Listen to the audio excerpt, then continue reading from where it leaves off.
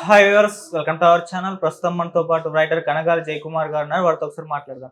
Sir నమస్కారం sir. నమస్తే. Sir ఇవాళ చంద్రబాబు నాయుడు గారు అండ్ రేవంత్ రెడ్డి గారు ఇద్దరు కూడా భేటీ కాబోతున్నారు కదా, మరి వీళ్ళు ఏ అంశాల మీద డిస్కస్ చేయబోతున్నారు? ఈ భేటీ ప్రధాన ఉద్దేశం ఏంటి, మీరేం చెప్తారు సార్? ఇవాళ భేటీకి ఉమ్, చంద్రబాబు నాయుడు గారు ఢిల్లీ నుంచి నిన్నే వచ్చారు. అవును.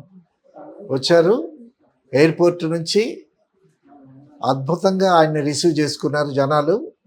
అక్కడి నుంచి పెద్ద ఊరేగింపులాగా జూబ్లీ హిల్స్ వరకు ఆయన నివాసం వరకు తీసుకొచ్చారు. సో చంద్రబాబు నాయుడు గారు సీఎం అయిన తర్వాత చాలా ఘనంగా ఆయన్ని రిసీవ్ చేసుకున్నారు ప్రజలు. ఆ సందోహం చూస్తూ ఉంటే టీడీపీ కార్యకర్తలు, తెలుగుదేశం కార్యకర్తలు, అభిమానులు ఇంకా హైదరాబాద్లో అదే తెలంగాణలో ఉన్నారని అనిపిస్తూ ఉంది. సో ఆ అనిపించడం కోసమే ఒక షోలాగా చంద్రబాబు నాయుడు గారిని ఊరేగింపుగా తీసుకొచ్చారని చెప్పుకోవచ్చు. అంటే ఈ సందోహం వల్ల ఒక సంకేతం ఏంటంటే హైదరాబాదులో అంటే తెలంగాణలో కూడా ఇంకా టీడీపీ ఉందనేటటువంటి సంకేతం వచ్చింది. ఏదైనా ఇంతకుముందు తెలంగాణ ఆంధ్ర కలిసి ఉండేటప్పుడు ఆయన ఇక్కడున్న సీఎంఏ కదా. తర్వాత హైదరాబాద్ని బాగా డెవలప్ చేసినటువంటి విషయం కూడా అందరికీ తెలిసిందే. ఇక్కడ సాఫ్ట్వేర్ కానీ, టెక్నాలజీ సైడ్ కానీ, తర్వాత అన్ని విధాల హైదరాబాద్ని డెవలప్ చేసినటువంటి పేరు ప్రఖ్యాతులు ఆయనకున్నాయి.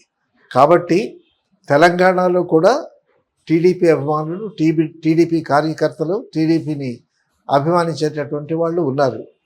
అంటే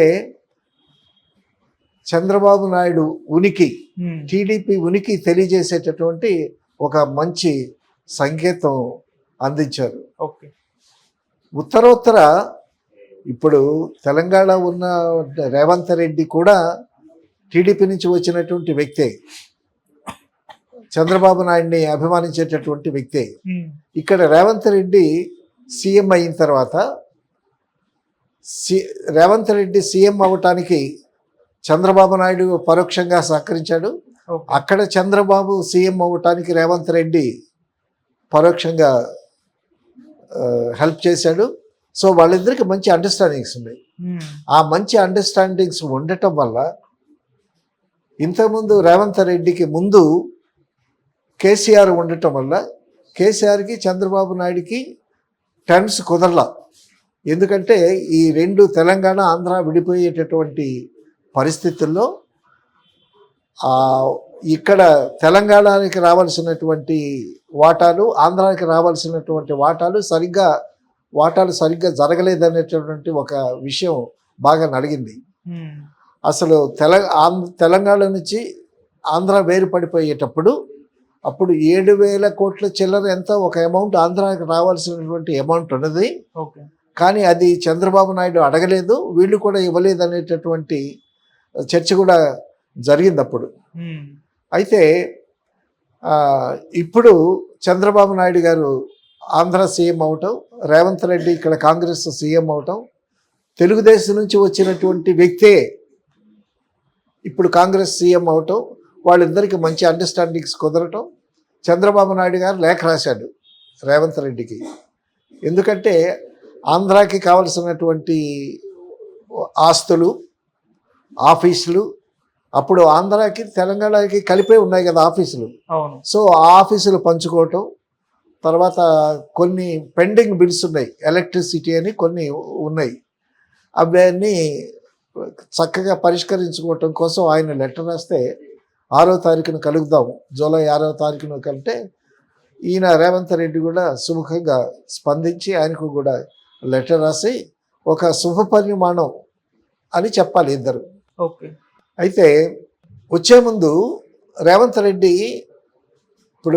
రెడ్డి చంద్రబాబు నాయుడికి సఖ్యంగా ఉంటాడు. కాబట్టి చంద్రబాబు నాయుడికి ఏమి ఎక్కువ చేస్తాడో, ఏమి ఎక్కువ ఇచ్చేస్తాడో అనేటటువంటి అనుమానం ఉంటుంది కదా కార్యకర్తల్లోనూ, తెలంగాణ ప్రజల్లోనూ ఉంటుంది కదా.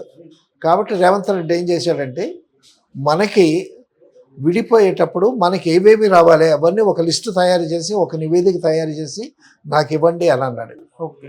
సో ఆ నివేదిక తయారు చేసి తన దగ్గర పెట్టుకున్నాడు.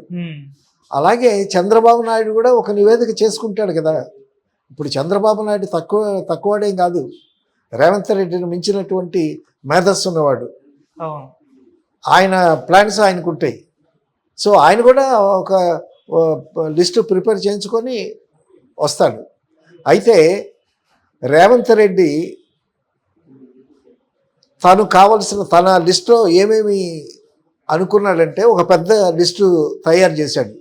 అవి ఏంటంటే ఆంధ్రాలో ఉన్న 7 మండలాలు తెలంగాణలో కలపాలి, అదొకటి. తర్వాత తెలంగాణకి కోస్టల్ ప్రాంతం తక్కువ, సో ఆంధ్రాలో ఎక్కువ ఉంది కోస్టల్ ప్రాంతం. ఆ కోస్టల్ ఏరియాలో కొంత భాగం కావాలి, సముద్ర తీర ప్రాంతం. తర్వాత తిరుపతి దేవస్థానం ఉంది. తిరుపతి దేవస్థానం అనేటువంటిది అది ఒక్క స్టేట్కే సంబంధించిన దేవుడు కాదు, అందరికీ దేవుడే. కాబట్టి ఆ తిరుపతి దేవస్థానంలో కూడా వాటా కావాలన్నాడు రేవంత్ రెడ్డి. తర్వాత కృష్ణా జలాల్లో నీరు కూడా మాకు కావాలి అంటున్నాడు. ఎందుకంటే వాటర్ సోర్సెస్ ఆంధ్రాకి ఎక్కువ ఉన్నాయి, తెలంగాణకి తక్కువ ఉన్నాయి. కాబట్టి కృష్ణా జలాల్లో కూడా ఆ నీటి భాగం మాకు కావాలి అని అంటున్నాడు. పోతే విద్యుత్ సంస్థల తాలూకా ఎలక్ట్రిసిటీ బిల్స్ చాలా పెండింగ్లో ఉన్నాయి. సో ఆ ఎలక్ట్రిసిటీ బిల్స్ అన్నీ కట్టాల్సినవి చాలా ఉన్నాయి. సో ఆ బిల్స్ కూడా ఆంధ్ర వాళ్ళు కట్టాలి, మేమేమన్నా ఇవ్వాల్సి ఉంటే మేము కూడా ఇస్తామా అని అంటున్నాడు. తర్వాత కృష్ణపట్నం, మచిలీపట్నం, గంగవరం పోర్టుల్లో భాగం కావాలి అని అంటున్నాడు. ఇవి తీర ప్రాంతాలు కదా, ఫిషింగ్ వాటన్నిటికీ సంబంధించినటువంటి అక్కడ చాలామంది మత్స్యకారులు వాళ్ళంతా బతుకుతున్నారు. ఈ విధంగా ఇవన్నీ మాకు కావాలి అని ఒక లిస్ట్ ప్రిపేర్ చేసుకున్నాడు. తను లిస్ట్ ప్రిపేర్ చేసుకున్నాడు. ఆంధ్రాకి ఇవ్వాల్సిన వాటి గురించి చెప్పాలి కదా. ఓవరాల్గా ఏం చెప్పాడంటే వాళ్ళకి ఏమన్నా కావాల్సినవి అయితే ఇచ్చేస్తామని అన్నాడు. చాలా ఆఫీసులు మన ఆంధ్ర గవర్నమెంట్ పేరుతోనే ఉన్నాయి ఆఫీసులు. ఆ ఆఫీసులో కూడా వాటాలు కావాలని ఒక పెద్ద లిస్టు తయారు చేసుకున్నాడు. ఇప్పుడు 6వ తారీఖున ప్రజాభవన్లో సాయంకాలం 6 గంటలకు ఇద్దరు కలుస్తున్నారు. కలిసిన తర్వాత మరి వాళ్ళిద్దరే మాట్లాడుకుంటారు ముందు. తర్వాత ఈయన తరపు నుంచి కొంతమంది మంత్రులు, ఆయన తరపు నుంచి కొంతమంది మంత్రులు, ఐఏఎస్ ఆఫీసర్స్ వాళ్ళు వీళ్ళు కూడా ఉండి మాట్లాడతారు, చూడాలి. నేను అనుకోవటం ముఖ్యంగా వాళ్ళిద్దరు ఫ్రెండ్స్ కాబట్టి వాళ్ళు రేవంత్ రెడ్డి ఎంత కాదన్నా సరే రాజకీయాల్లో చంద్రబాబు నాయుడు రేవంత్ రెడ్డికి గురువు కాబట్టి గురు శిష్యులని బయట అనుకుంటాం. కానీ గురువు కాదు, మా ఇద్దరం సమకాలికులమైన రేవంత్ రెడ్డి అంటాడు. ఏది ఏమైనా ఇద్దరు 2 స్టేట్స్కి సీఎంలు, వాళ్ళిద్దరూ మంచి ఫ్రెండ్స్ కాబట్టి నేను అనుకోవటం ముందు వాళ్ళిద్దరు కూర్చుంటారు.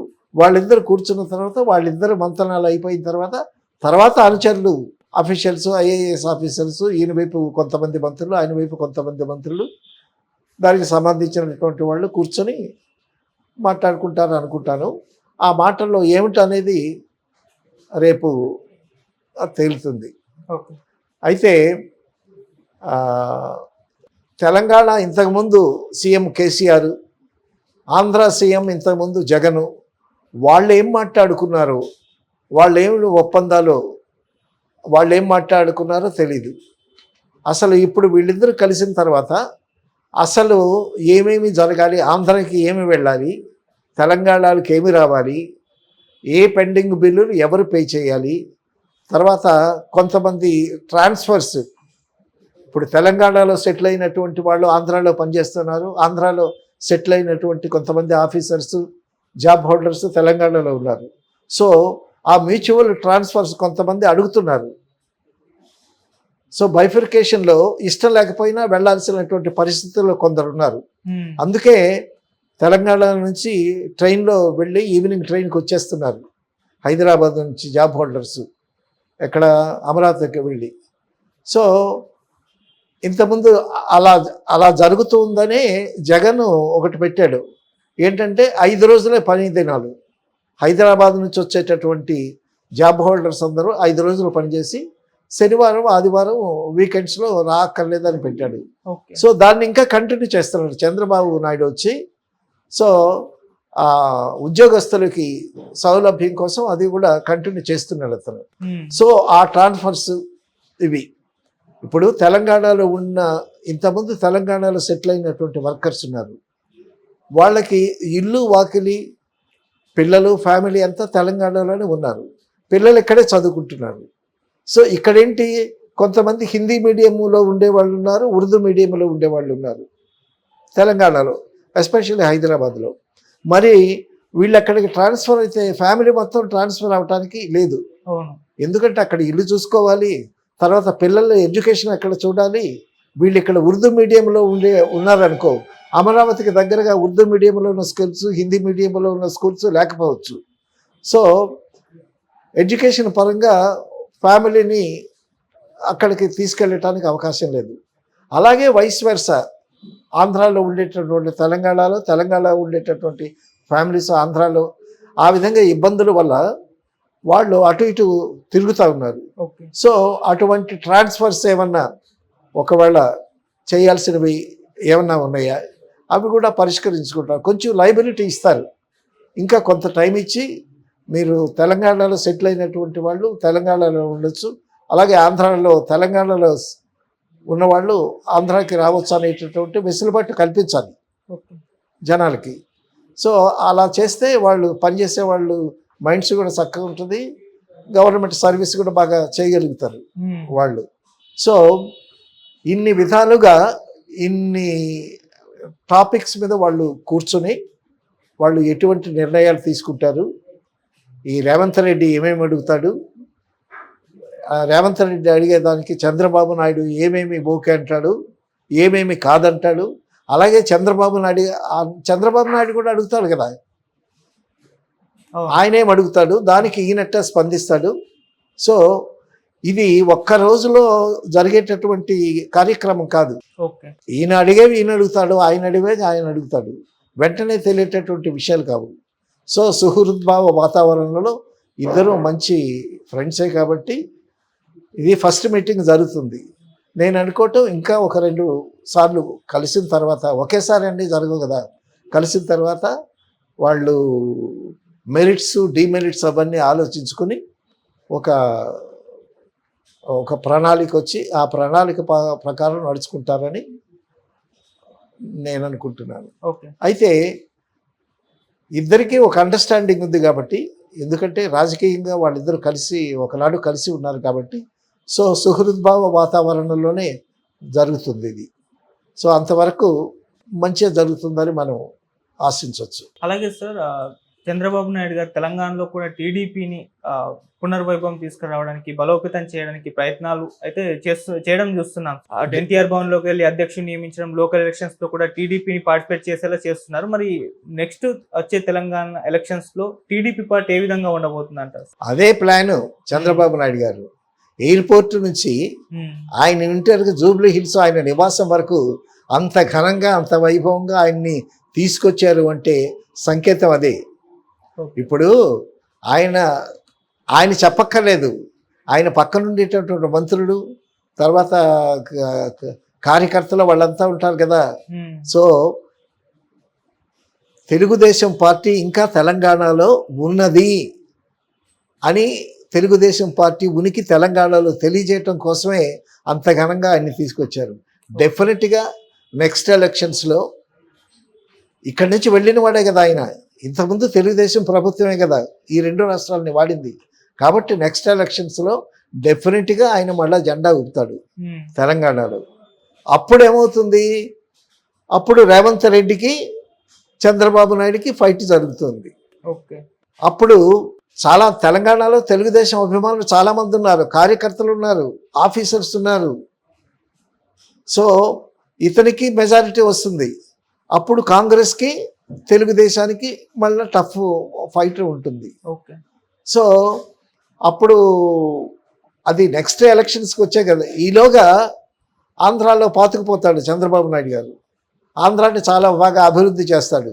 ఇక్కడ హైదరాబాద్ని తెలంగాణని ఏ విధంగా అయితే చంద్రబాబు నాయుడు గారు అభివృద్ధి చేశాడో అలాగే నెక్స్ట్ 5 years అయ్యేసరికి అక్కడ చాలా అద్భుతంగా తయారవుతుంది ఓకే. అమరావతి. అక్కడ కొత్తగా వచ్చినటువంటి మంత్రివర్గం చాలా హుషారుగా పనిచేస్తున్నారు.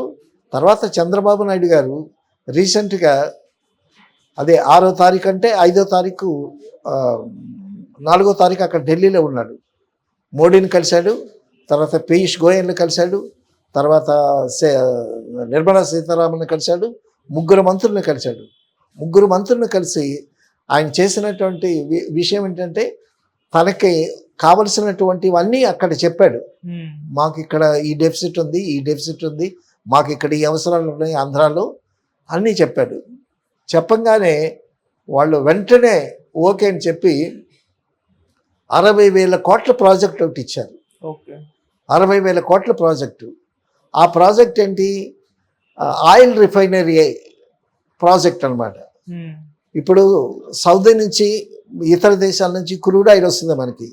సో ఆ క్రూడ్ ఆయిల్ని రిఫైన్ చేసి అందులో నుంచి ఆ క్రూడ్ ఆయిల్ నుంచి వచ్చేటటువంటి పెట్రోలు వాటన్నిటిని తీస్తారనమాట. అది పెద్ద ప్రాజెక్ట్, 60,000 కోట్ల ప్రాజెక్ట్ అది. ఆ ప్రాజెక్టు కాకినాడలో పెట్టాలనుకున్నారు. కాకినాడలో పెట్టాలనుకుంటే కాకినాడలో దానికి 3,000 చదరపు గజాలు కావాలంట, 3,000 ఎకరాలు. సో కాకినాడ దగ్గర స్థలం లేదు. అందుకోసం దాన్ని తీసుకొచ్చి మచిలీపట్నంలో పెడుతున్నారు. మచిలీపట్నం దగ్గర విజయవాడ నుంచి మచిలీపట్నం పెట్టే రోడ్లు కొన్ని వేల ఎకరాల్లో మామిడి తోటలు ఉన్నాయి. మనకి ఆంధ్రాకి మామిడి పళ్ళు అక్కడి నుంచే వచ్చేది. విజయవాడలో మామిడి పళ్ళ మార్కెట్ పెద్ద మార్కెట్ ఆ మచిలీపట్నం ఆ తోటల నుంచే వచ్చేది. సో విజయవాడ నుంచి మచిలీపట్నం వెళ్ళే రోడ్లు ఒక 3,000 ఎకరాలు శాంక్షన్ చేస్తారు. మనకి ఫ్యూచర్లో మామిడి పళ్ళకి బదులు పెట్రోల్ వస్తుంది అక్కడి నుంచి. సో ఆ విధంగా 60,000 కోట్ల ప్రాజెక్టు, ఆయిల్ రిఫైనరీ ప్రాజెక్టు మచిలీపట్నంలో పెడుతున్నారు. సో 60,000 కోట్ల ప్రాజెక్ట్ అంటే చాలా డెఫినెట్గా చాలా ఉద్యోగాలు ఉంటాయి అందులో. సో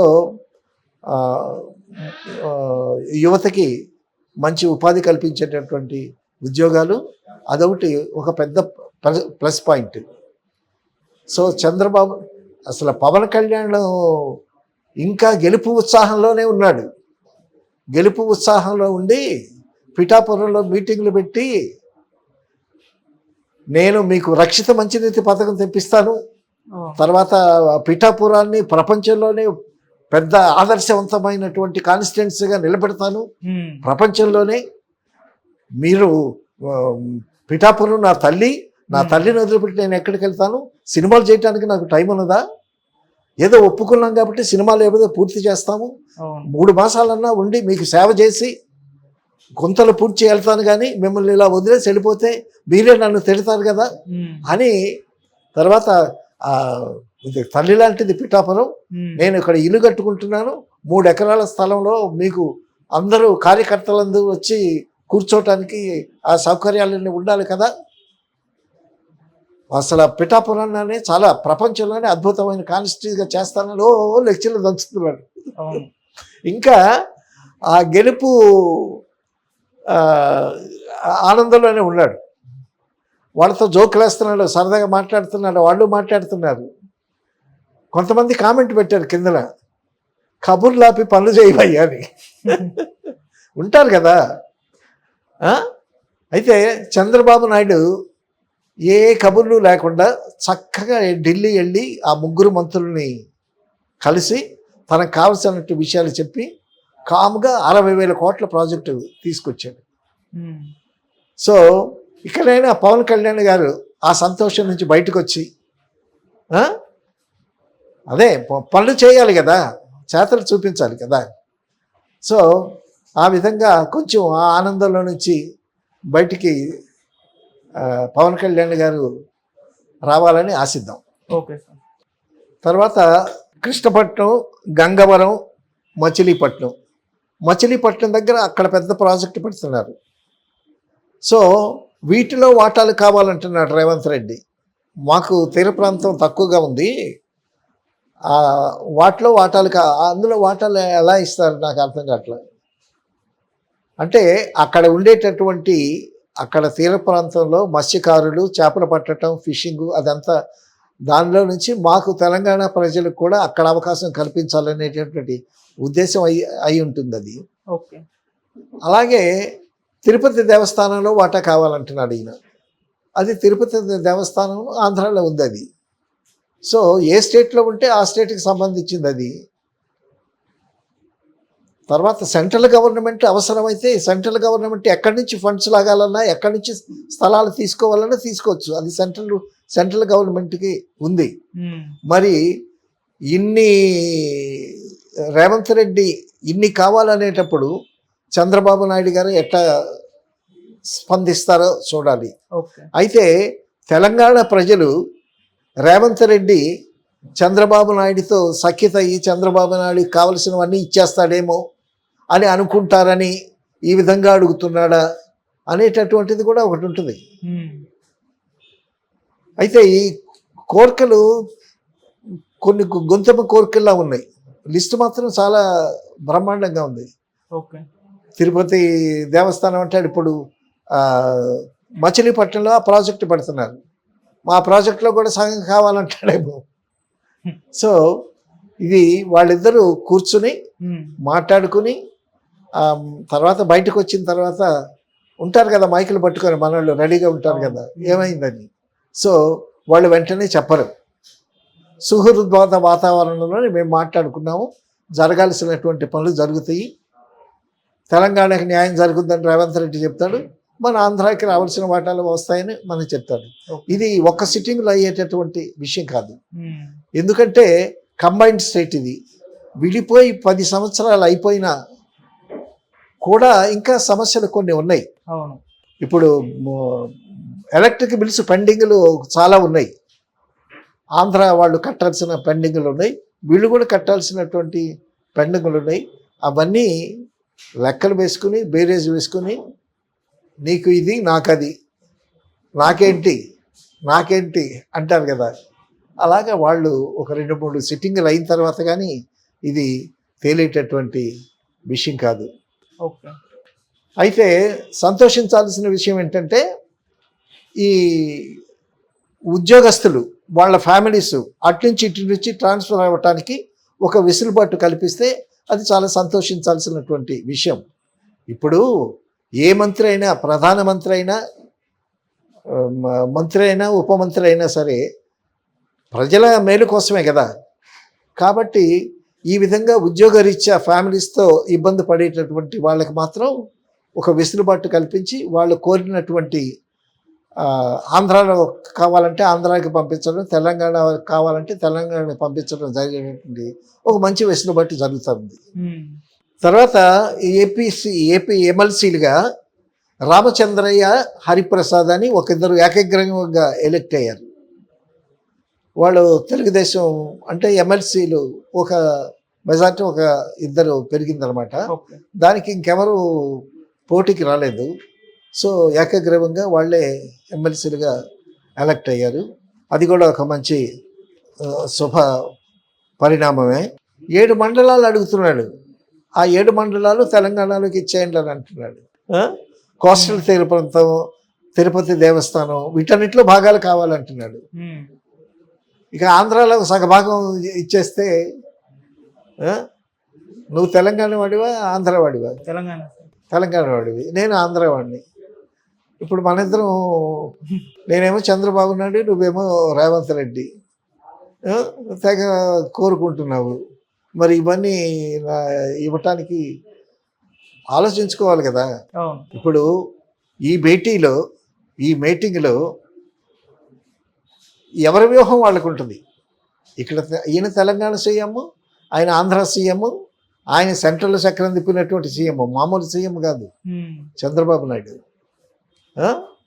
ఎన్టీ రామారావు స్థాపించినటువంటి పార్టీని తన అరచేతుల్లో పెట్టుకున్నటువంటి గొప్ప మేధావి చంద్రబాబు నాయుడు. సో ఈయన మేధస్సు పనిచేస్తుందా, లేకపోతే ఈయన మేధస్సు పనిచేస్తుందా? మరి సీఎం అవటం అంటే ఏ మేధస్సు లేకపోతే సీఎం ఎట్లా అవుతాడు? అవును. ఈయన కూడా తక్కువ వాడు కాదు కదా. ఉమ్.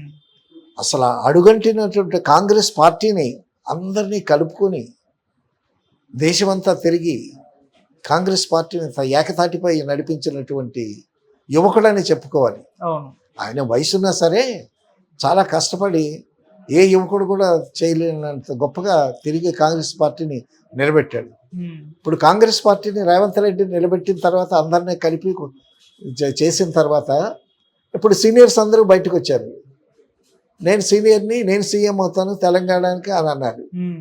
సో ఇదంతా గమనించారు. గమనించి అసలు వ్యూహాన్నంతా ఢిల్లీ తీసుకెళ్ళి రాజీవ్ గాంధీ, సోనియా గాంధీ కూర్చోబెట్టి అక్కడే అనౌన్స్ చేశారు ఉమ్. రేవంత్ రెడ్డి సీఎం అని. అవును. సో అక్కడ ఢిల్లీ వెళ్ళి సోనియా గాంధీ, రాజీవ్ గాంధీ వాళ్ళ సమక్షంలోనే రేవంత్ రెడ్డి సీఎం అని అనౌన్స్ చేశారు కాబట్టి సరిపోయింది. కానీ ఉమ్. లేకపోతే ఇక్కడే ఈయన సీఎంగా ఉన్నాడనేటటువంటి విషయం తేల్చారనుకో, ఇక సీనియర్స్ చాలామంది ఉన్నారు తెలంగాణలో సీనియర్స్, ఉమ్. వాళ్ళందరూ ఇక రేవంత్ రెడ్డి జుట్టు పీకేసేవాళ్ళు. సో ఆ విధంగా తను కూడా చాలా చక్కగా వ్యవహరించి రేవంత్ రెడ్డి సో ఈ ఇష్యూనేమో తీసుకెళ్ళి ఢిల్లీలో పెట్టి వాళ్ళ చేత కూడా ఓటేయించుకొని తిరిగి వచ్చి ఇక్కడ సీఎం అయి కూర్చున్నాడు. ఓకే. సో తను కూడా చాలా ఉత్సాహంగా పనిచేస్తున్నాడు అని అంటున్నారు ప్రజలు. ఉమ్.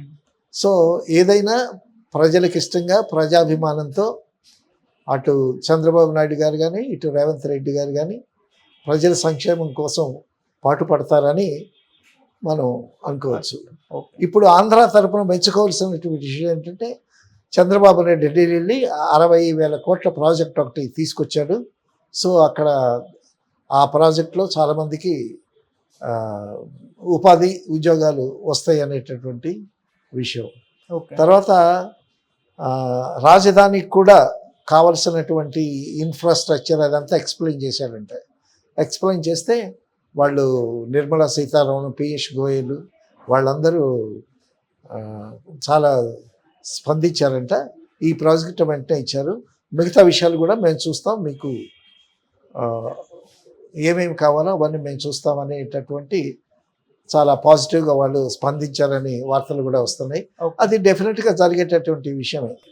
ఎందుకంటే చంద్రబాబు నాయుడు ఇప్పుడు మోడీకి కావాలి, చంద్రబాబు నాయుడుతో పవన్ కళ్యాణ్, అందులో వీళ్ళ కూటమిలో బీజేపీ కూడా ఉంది కాబట్టి సో ఆంధ్రాకి మంచి జరుగుద్దని